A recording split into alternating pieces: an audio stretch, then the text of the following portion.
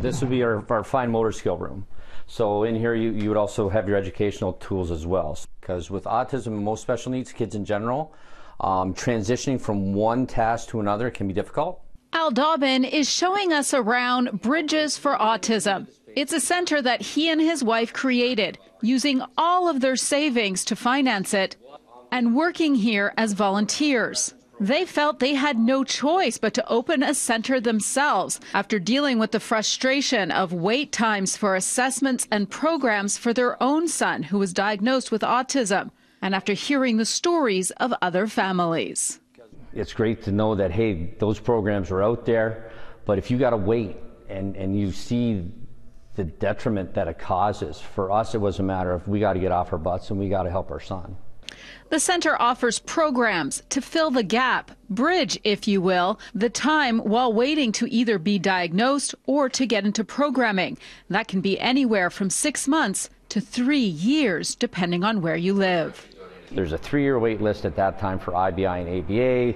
There's a wait list even to get diagnosed.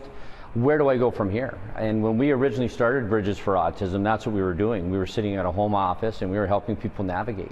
Where do I find funding? What programs are going to work? It's similar to the assistance that Autism Ontario provides to families. They say that the frustration is real, that programs don't receive enough funding in this province, and that wait times are not only frustrating, but detrimental to the children. We completely understand the frustration. Early intervention, that's like under the age of 5. That is the most important thing you can do. It's the best thing you can do for your child. And then they go out to find that and they're told they have to wait. A lot of the problem is that you can't get services until you get a diagnosis, and you're waiting for the diagnosis. So you end up waiting for years and years. And that's exactly why the Dobbins decided to put everything they have into opening Bridges for Autism. Why give out so much of your money, your time, your family to do this? Nobody else is going to take care of your child.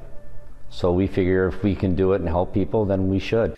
But the fact that that's needed is frustrating. It's amazing to see people try to help each other in this.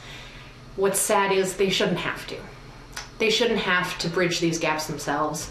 There should be a national system that helps them through this whole process. Well, for information on programming and support for families with children on the autism spectrum, you can go to our website, citynews.ca/extras.